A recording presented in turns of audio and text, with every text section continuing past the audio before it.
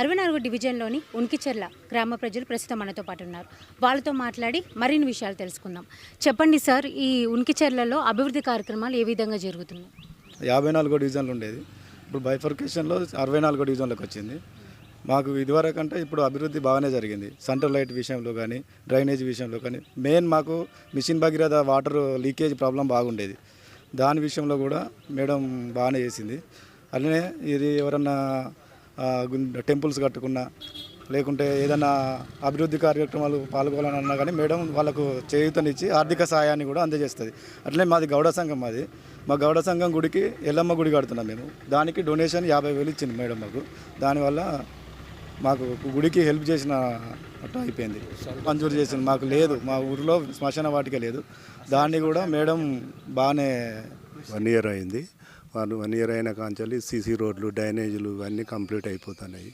అంతకుముందు ఏమో పనులు కంప్లీట్ చేయలేదు పోయిన కార్పొరేటర్ రమేష్ అని ఉండే. ఇప్పుడు సీసీ రోడ్లు అయినా ఏవైనా మోరీలు అయినా ఇవన్నీ మంచి అనుకూలంగా పనులు ఇస్తానండి. ఈ మోరీలు క్లీన్ చేసిన అయినా ఏవైనా కంటిన్యూ మంచిగా 2 దినం తప్ప దినం కంటిన్యూ ఇస్తానండి. మా పరిపాలన అయితే అప్పటికిప్పటి మంచిగా ఉన్నదండి. రాజకీయ పరిపాలన మంచిగానే ఉన్నది. ఏదైనా వర్క్ కంటిన్యూ కావాలంటే కంప్లీట్ చేసి వెంబడి చేపిస్తాయండి. ఏం సమస్యలు అయితే మాకైతే ఏం లేవండి, సమస్యలు ఏం లేవు మాకు. ఏమైనా సమస్యలు ఉంటే పోయి చెప్తే కంప్లీట్ వారం రోజులు టైం పెడితే కంప్లీట్ చేస్తుంది.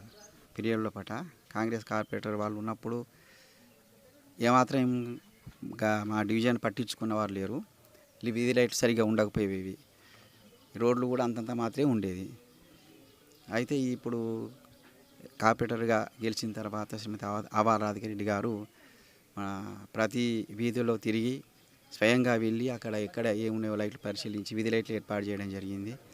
అంతేగాక మాకు ఇప్పుడు వార్డు మెంబర్గా ఉన్నప్పుడు వారించిన రోడే ఇప్పుడు మళ్ళీ కార్పొరేట్ అయినాకనే ఇప్పుడు ఈ మధ్యనే మళ్ళీ పెద్ద రోడ్ బిడ్ తీసుకొని రోడ్ వేసి చక్కగా వసతి కల్పించారు. ఆ రోజు అప్పుడు మంచినీటి సౌకర్యం అప్పుడు నీటికి కూడా సర్పంచ్ ఉన్నప్పుడు చేయించిందే, కానీ ఇప్పటివరకు కూడా అట్లాంటివి ఎవరు చేయలేదు. మళ్ళీ అట్లాంటి ప్రయత్నాలు అభివృద్ధి కోసం నిరంతరం కృషి చేస్తూ ప్రతిరోజు నిర్విరామంగా పొద్దున్నే అలసట లేకుండా తిరుగుతూ అభివృద్ధి కోసం కృషి చేస్తున్నారు. మేము ఈ ఆవారాధికారి గారి కార్పొరేటర్ కాలంలో మరింత అభివృద్ధి అవుతుందని ఆశిస్తున్నాం. వారి కృతజ్ఞతలు తెలియజేస్తున్నాం.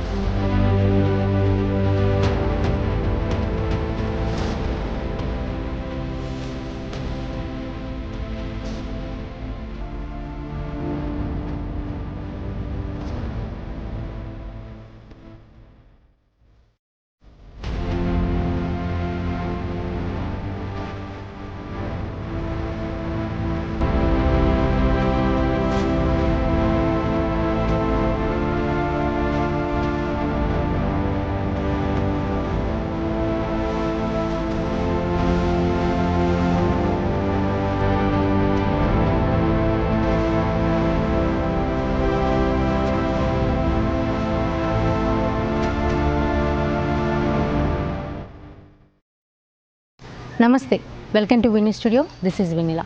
ఈరోజు ప్రస్తుతం మనం ఉన్నాము 64 డివిజన్లో ఉన్నటువంటి ఆవల రాధికారెడ్డి గారితో ప్రస్తుతం మనం ఉన్నాము. అపారమైన రాజకీయ అనుభవం కలిగిన వ్యక్తితో మనం ఉన్నాము. అయితే డివిజన్లో ఎలాంటి సమస్యలు ఉన్నాయి, ఎలా అభివృద్ధి జరిగిందో స్వయంగా తనని అడిగి తెలుసుకుందాం. నమస్కారం మేడం. నమస్తే. ఎలా ఉన్నారు? బాగానే ఉన్నాం, హెల్త్ పరంగా బాగానే ఉన్నారంటారు. ఓకే మేడం, అయితే మనం స్టార్టింగ్ ఇంట్రడక్షన్తో మొదలు పెడదాం. అంటే మీరు ఏ ఊర్లో నుంచి వచ్చారు మేడం? మడికొండ నుంచి వచ్చి. అంటే విత్ ఫ్యామిలీ తోటి అక్కడనే ఉండేవారు? లేదు మేడం, పుట్టిన ఊరే మడికొండ. ఓకే మేడం, అయితే మీరు కార్పొరేటర్ కాకముందుకు ఇదివరకు ఏం చేసేవారు? House wife.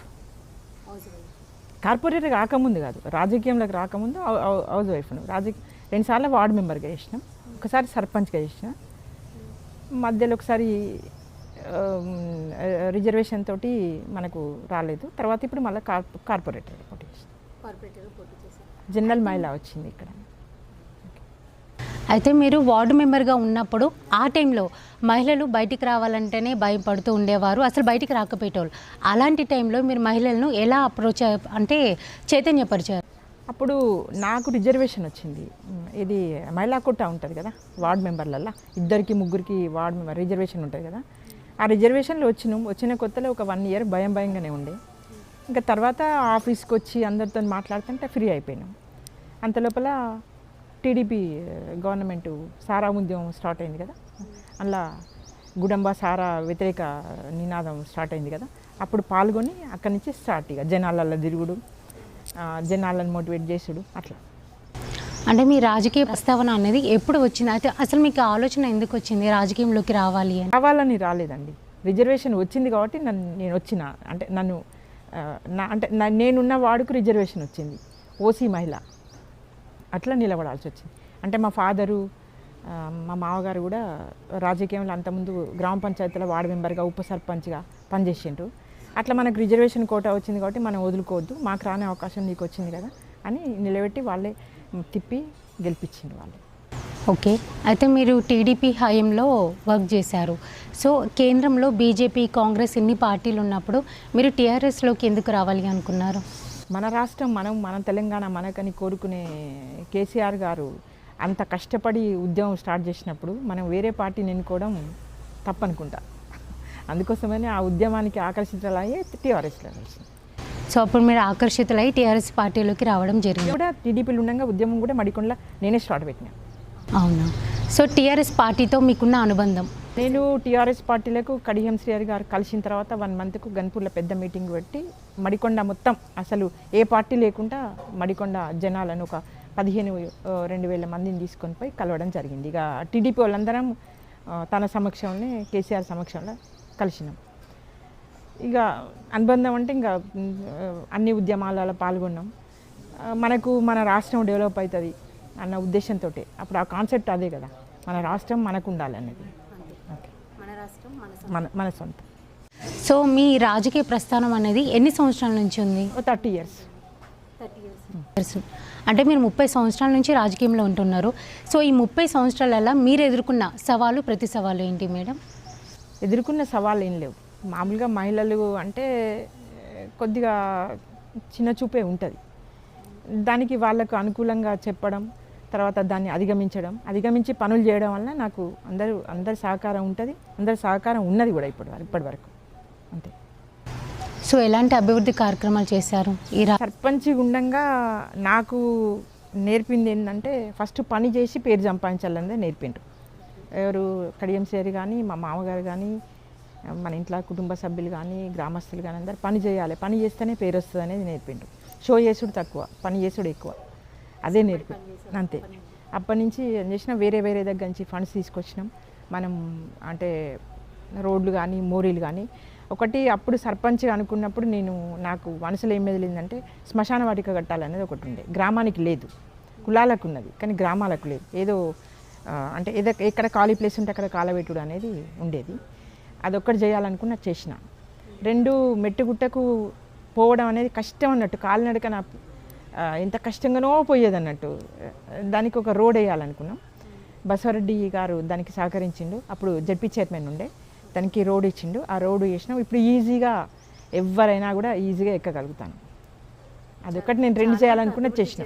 సో మీరు ఎందుకు దేవాలయాలు ఇవన్నీ అభివృద్ధి చేశారని విన్నాము. పర్టికులర్గా ఎందుకు దేవాలయం మీదనే మీరు కాన్సన్ట్రేషన్ చేశారు? ఇప్పుడు దేవాలయాలు అనేటి కేసీఆర్ కూడా ఉన్నది ఆలోచన. పురాతన దేవాలయాలను వెలికితీసి వాటికి పూజ పునస్కారం అనేది చేయాలనేది ఆయన ఆకాంక్ష. అంతకుముందు కూడా మాకు ఉన్నది, కానీ ఆర్థికంగా కొంచెం ఇబ్బందికరంగానే ఉండేది. ఇక తర్వాత ఈ తెలంగాణ గవర్నమెంట్ వచ్చినాక అన్ని ఊర్లలో దేవాలయాలు కానీ, బొడ్రాయిలు కానీ అన్నీ చేసుకుంటున్నారు కదా. మన దేవాలయాలు మనం చేసుకుందాం అనేది మనిషింత. అలా నా ఉడతా భక్తిగా నేను కానుక ఇప్పుడు ఏ దేవాలయానికి కానీ 50,000, 1,00,000 అట్లా ఇచ్చి నా కానుకగా అమ్మవార్లకు కానీ సమర్పించుకొని ఆ గుడ్ డెవలప్మెంట్కు నా వంతు పాత్ర నేను పోషించడం జరిగింది. ఇష్టం, అన్ని కులాలతో నాకు అనుసంధానం ఉన్నది.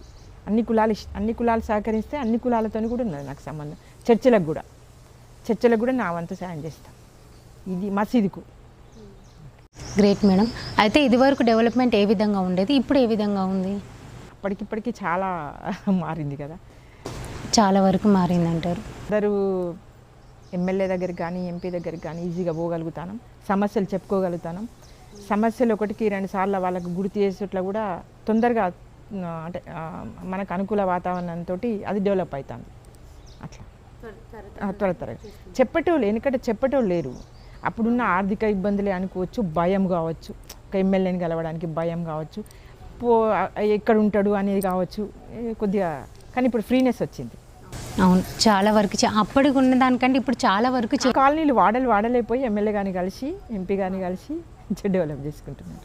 ఎవరికి ఏ సమస్యలు ఉన్నా కానీ వెంటనే ఒక 4-5 ఫామ్ అయ్యి వెళ్ళి ఎమ్మెల్యే స్పందన ఉన్నది వాళ్ళ దగ్గర నుంచి మన పని కూడా జరుగుతుంది. చాలా వరకు డెవలప్మెంట్ అయింది అంటారు. సో డివిజన్లో ఇప్పటివరకు మీరు ఎలాంటి అభివృద్ధి కార్యక్రమాలు చేశారు? నాకు ఫస్ట్ మీటింగ్లో కార్పొరేషన్లో ఒక 50 lakhs ఇచ్చిండ్రు, అంటే అందరు కార్పొరేటర్లకు ఇచ్చిండ్రు. నేను ఆల్రెడీ నాది టెండర్ అయింది, వర్క్ అయింది. ఇప్పుడు మీ వచ్చిన కారు కూడా నా రోడ్డు మించే వచ్చింది. అన్ని కులాలకు ఒక రౌండ్ ఒక కాలనీ పూర్తి కావాలన్న ఉద్దేశంతో చేయడం జరిగింది. అట్లనే చేసినాను నేను. తర్వాత కొన్ని కాలనీలు ఇక్కడ పట్టించుకోలేదు. గత కార్పొరేటర్ కాంగ్రెస్, అంటే నాకంటే ముందు కార్పొరేటర్ కాంగ్రెస్, అట్లా కూడా కొంచెం డెవలప్మెంట్కి నోచుకున్నట్టున్నది. ఇంకోటి నా డివిజన్ వచ్చేసి టేకులగూడెం, మునికిచెర్ల, మడికొండ వస్తుంది. ఇప్పుడు ఫస్ట్ ఫండ్ మడికొండ, అంటే కొంచెం స్వార్థంతో అంటే మడికొండ నా సొంత ఊరు, పుట్టిన ఊరు అనేది ఫస్ట్ పెట్టిన. ఇప్పుడు సెకండ్ నాకు మళ్ళీ ఫండ్ వస్తుంది, మునికిచెర్ల, టేకులగూడెం పెడతాం. అంటే డెవలప్ చేస్తా. కుడా నుంచి కూడా ఎమ్మెల్యే గారు నాకు ఒక 2 కోట్ల వరకు ఇచ్చిండు. అది కూడా రోడ్లు చేసిన, అంటే మడికొండలో ఒక 10% చేయగలిగిన. మున్సిపాలిటీ నుండి నిధులు అనేది సక్రమంగా డివిజన్కి అందుతున్నాయా? అట్లేం ఇంకా ఎక్స్ట్రా కమిషనర్ కానీ మేయర్ గారు కానీ, మేడం ఇక్కడ సమస్య ఉంది అంటే ఈ కాలనీలో చాలా నడకకు దానికి ఇబ్బందికరంగా ఉన్నది అంటే కూడా ఇంకా 6 లక్షలు 10 లక్షలు అంటే ఆ వర్క్ను బట్టి నాకు ఇస్తున్నారు. అంటే ఏ కార్పొరేటర్కి ఇస్తున్నారు, నాకు గుండు సుధారాణి గారు కానీ కొద్దిగా గత పరిచయాలతో కూడా డెవలప్ చేస్తారు. డివిజన్లో ఇంకేమైనా అభివృద్ధి చేయాల్సింది ఉందా? అంటే కొంతవరకు అయిపోయింది, ఇంకొంచెం ఉంది అన్నట్టుగా ఏమైనా ఉందా? 80% ఉంది. ఒకటి మైనస్ ఏంటంటే విలీన గ్రామ పంచాయతీ ఇది, ప్లస్ గత కార్పొరేటర్ కాంగ్రెస్, అట్లా కొంచెం అభివృద్ధికి నోచుకోలేదు. కానీ ఎమ్మెల్యే గారు మనసు పెట్టిండు. ప్రతి ఏరియా ఆయనకు ఐడియా ఉన్నది. ఏ గల్లీలో మనం రోడ్డు పోయలేదు, ఏ గల్లీలో మోరీ కట్టలేదు, ఏ జనాలు ఏం అడిగిండ్రు, ఏ కుల సంఘం ఏ కమ్యూనిటీ హాల్ అడిగింది అనేది ఆయనకు అవగాహన ఉన్నది. తొందరనే ఫండ్ తీసుకొస్తున్నాడు, పెడుతున్నాడు. ఈ 1 yearలో ఇంకొక 25% చేయగలుగుతాం. నేను 4 ఏళ్ళల్లో 100% చేయాలనేది నా కోరిక. డెవలప్మెంట్ డివిజన్లో టోటల్గా ఎంతమంది వరకు ఉన్నారు? వాళ్ళందరికీ పథకాలు అనేవి సక్రమంగా అందుతున్నాయా? ప్రతిదీ కళ్యాణ లక్ష్మి అందుతుందండి.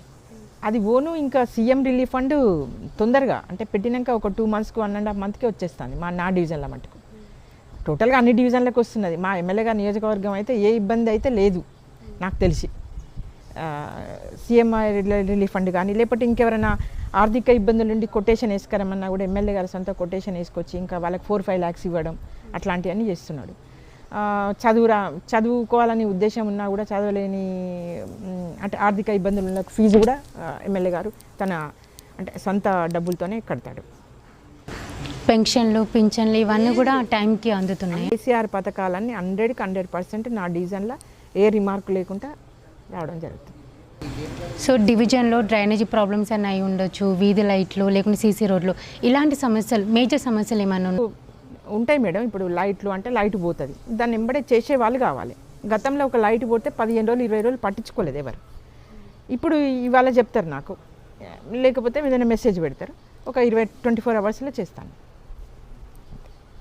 కొత్త లైట్లు పెట్టించినాం ఒక 150 దాకా, హైమాక్స్ లైట్లు పెట్టించినాం ఒక 6, మడికొండలో 1, మడికొండలో 4, టేకులగూడెంలో 1, ఉనికిచెర్లలో 1.